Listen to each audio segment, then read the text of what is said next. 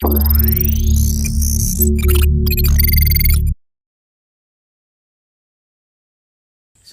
jemaat Tuhan yang dikasih, puji syukur kepada Tuhan masih ada kesempatan yang Tuhan berikan kepada kita untuk boleh beribadah.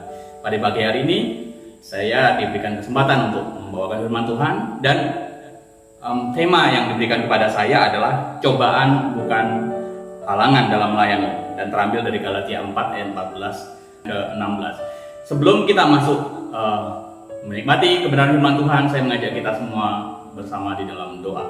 Mari kita berdoa. Syukur ya Tuhan, untuk anugerah-Mu, bersyukur untuk cinta kasih-Mu. Terima kasih ada kesempatan buat kami boleh kembali melayani Tuhan, boleh kami beribadah bersekutu di dalam kasih dan terang Tuhan.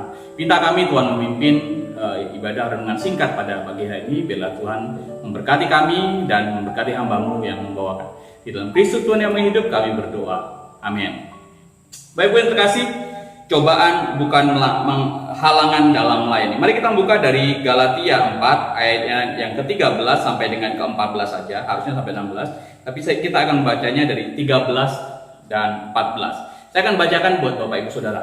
Kamu tahu bahwa aku pertama kali telah memberitakan Injil kepada kamu oleh karena aku sakit pada tubuhku. Sungguh demikian keadaan tubuhku itu yang merupakan pencobaan bagi kamu. Namun kamu tidak menganggapnya sebagai sesuatu yang hina dan menjijikkan. Tetapi kamu telah menyambut aku sama seperti menyambut seorang malaikat Allah, malahan sama seperti menyambut Kristus Yesus sendiri. Bapak terkasih, sebelum kita masuk ke dalam firman Tuhan, saya ingin bertanya kepada Bapak Ibu, mana yang lebih membuat kita antusias melayani, pada saat dompet kita penuh dengan rupiah, atau pada saat kita tidak punya sesuatu, atau dompet kita sudah nggak ada apa-apanya, kira-kira seperti itu.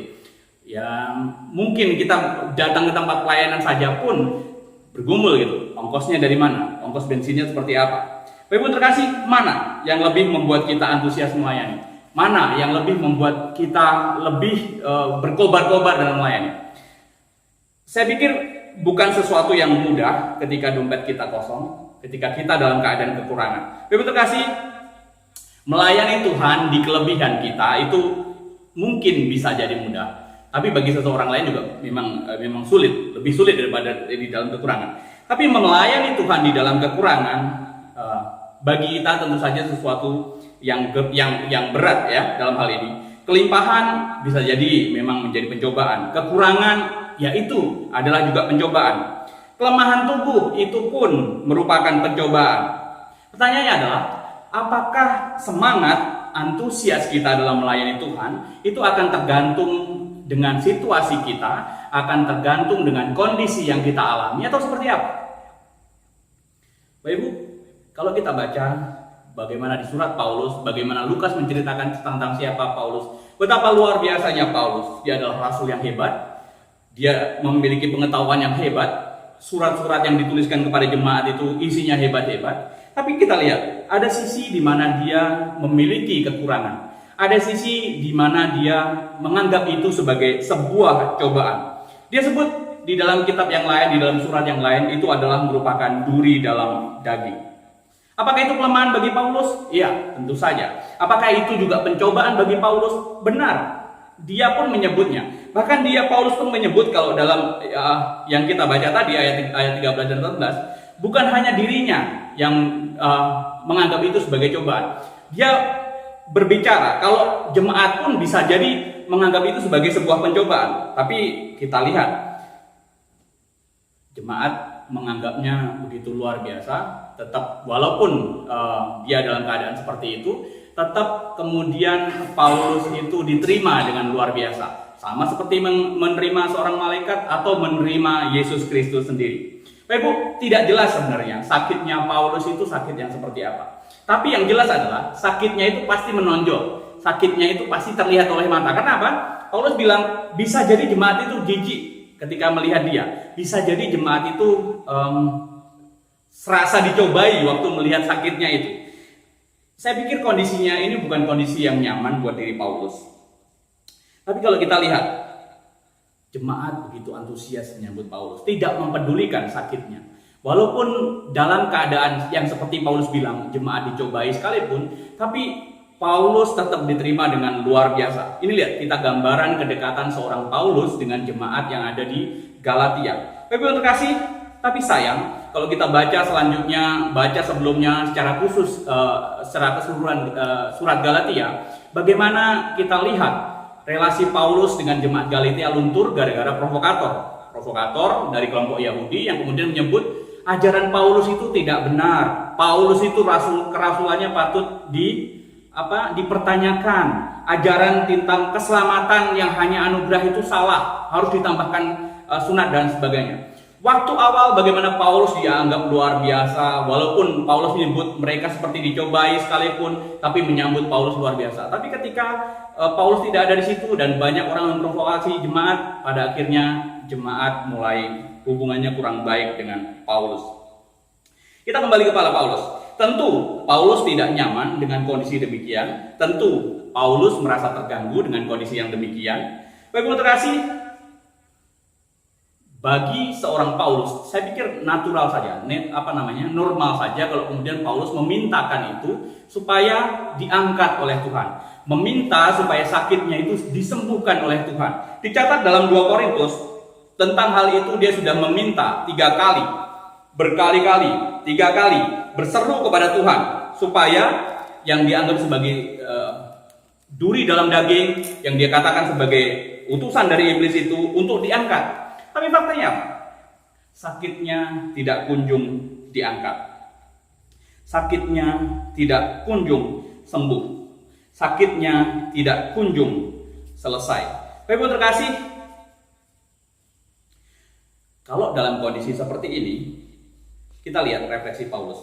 Menarik refleksi Paulus tentang hal ini. Tentang hal itu, aku sudah 3 kali berseru kepada Tuhan supaya utusan iblis itu mundur daripadaku. Tetapi apa jawab Tuhan kepadaku? Ayat 9, 2 Korintus 12 ayat 9. Cukuplah kasih karuniaku bagimu, sebab justru di dalam kelemahanlah kuasaku menjadi sempurna. Sebab itu terlebih suka aku bermegah atas kelemahanku, supaya kuasa Kristus turun menaungi aku. Bapak Ibu terkasih, beranikah kita berkata kalau Paulus itu kurang beriman? Beranikah kita berkata kalau Paulus itu mendapat kutukan Tuhan? Kelemahan, kekurangan, krisis, pandemi COVID-19 seperti yang kita alami hari ini adalah bagian dari pencobaan. Tapi kita lihat, kita berkaca kepada Paulus, merefleksikan diri kepada Paulus. Adakah Paulus menganggap pencobaan itu sebagai sebuah ketakutan, sebagai sebuah halangan? Betul, sebagai sebuah halangan. Betul, sebagai sesuatu yang membuat dia tidak nyaman. Tapi dia tidak berhenti, tidak kemudian menaklukkan dirinya kepada pencobaan itu. Tapi dia keluar dan kemudian melampaui pencobaannya itu. Dan pada akhirnya seperti kita lihat, Paulus dalam kesaksiannya, dia begitu luar biasa melayani Tuhan. Di dalam, sekali lagi, di dalam kelemahannya, di dalam pencobaan, dia tetap kemudian luar biasa melayani Tuhan. Dia tetap mengasihi Tuhan. Dia tetap antusias, bersemangat. Bahkan dia terkenal sebagai rasul yang sangat militan. Bapak terkasih, dari Paulus kita belajar, sebenarnya tidak selamanya pencobaan itu membawa ketidakbaikan. Tentu, kalau pencobaan itu datang dari iblis misalnya, kita bisa lihat, kalau pencobaan itu datang dari iblis, maka tujuannya adalah untuk menurunkan, mendowngrade kita dari level iman kita. Tapi kalau itu pencobaan dari Tuhan, maka justru itu membuat kita upgrade, membuat kita naik ya ke level berikutnya, ke level iman yang berikutnya. Pertanyaannya adalah, apakah pencobaan itu dari Tuhan? Kalau betul pencobaan dari Tuhan, maka harusnya kita terbuka, membuka diri kepada Tuhan, kepada pimpinan Tuhan. Bahkan dikala sesuatu itu betul-betul dianggap tidak enak, tidak nyaman. Karena kita percaya semua bahwa Tuhan mengizinkan segala sesuatu terjadi, sebab ada sesuatu yang ingin Dia sampaikan, yang ingin Dia komunikasikan. Ada misteri di balik itu semua. Saya secara pribadi percaya Bapak Ibu, tidak ada satu jengkal tanah pun, tidak ada satu helai rambut pun jatuh tanpa Tuhan, tanpa kendali daripada Tuhan. Tidak ada segala sesuatu yang terjadi di dalam hidup kita itu di luar kendali daripada Tuhan. Semua terjadi di dalam pengawasan, di dalam kendali Tuhan. Karena itu kiranya ini tidak membuat kita takut. Kiranya kita terus bercermin kepada Paulus, bagaimana Paulus senantiasa melayani dengan sangat luar biasa. Apapun keadaanmu, bagaimanapun kondisimu, baik atau tidak baik waktunya, maka layanilah Dia, Sang Empunya Kerajaan Surga. Tetap antusias, kendati di dalam pencobaan yang ada. Percayalah, tidak satu pun di dunia ini yang dapat memisahkan kita dari anugerah Tuhan. Tidak ada satupun di dunia ini yang dapat memisahkan kita dari kasih karunia Tuhan. Di dalam Roma 8 ayat 35 dikatakan, siapa yang akan memisahkan kita dari kasih Kristus? Penindasankah, atau kesesakan, atau penganiayaan, atau kelaparan, atau ketelanjangan, atau bahaya, atau pedang. Bapak terkasih, walaupun di dalam pencobaan, kasih Tuhan tidak pernah lari daripada kita. Di dalam pencobaan, Tuhan tetap memelihara kita. Tuhan tetap memimpin langkah hidup kita. Amin. Bapak terkasih, sebelum saya berdoa, izinkan kita mendengarkan satu buah lagu yang isinya sangat memberkati saya, dan saya berharap Bapak Ibu pun terberkati oleh lagu ini. Judulnya adalah sama seperti kontennya sama seperti Roma 8 ayat 35 tadi. Apa yang dapat memisahkan kita daripada kasih Tuhan?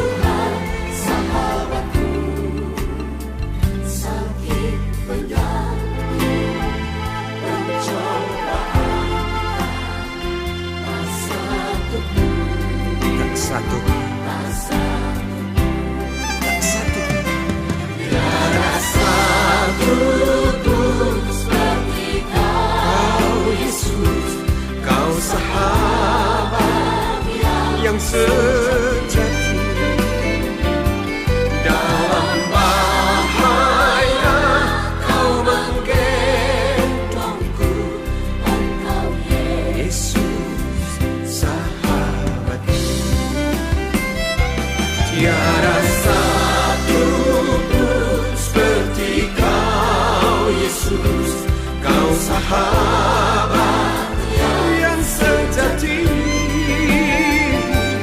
Dalam bahaya Kau melindungiku, Engkau Yesus sahabatku. Apa yang dapat memisahkanku dari kasih-Mu, Tuhan sahabatku? Kelaparan-Kah, ketelanjangan-Kah, Tak satu pun, tak satu pun.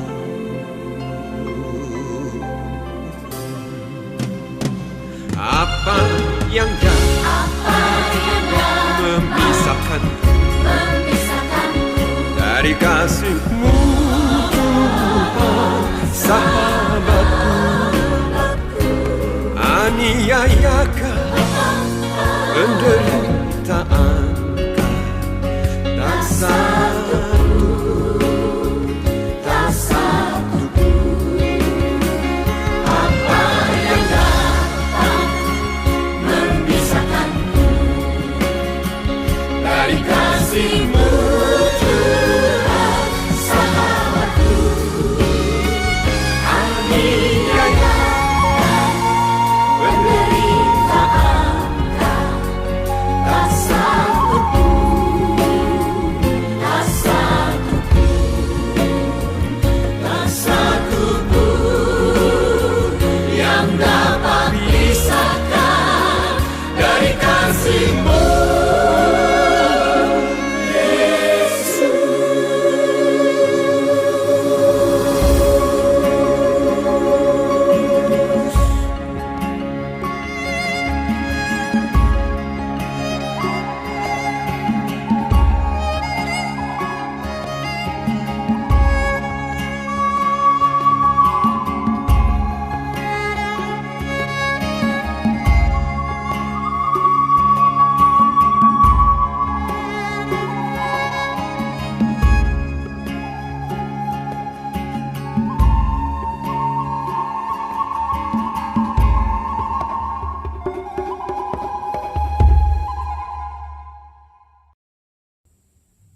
Mari kita berdoa.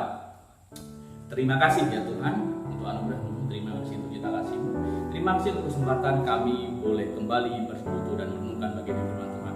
Kiranya Tuhan meneguhkan iman kami, Tuhan menolong kami, sehingga di dalam pencobaan yang kami alami, kami bukan turun level iman kami, tapi kami dikuatkan semakin naik level iman kami, dan pada akhirnya pun berdampak terhadap bagaimana respon kami dalam melayani Tuhan. Semakin bergairah lagi, semakin mencintai Tuhan lagi, dan semakin luar biasa lagi mengikut Tuhan. Terima kasih ya Tuhan. Di dalam Kristus Yesus Tuhan kami yang hidup, kami berdoa. Amin.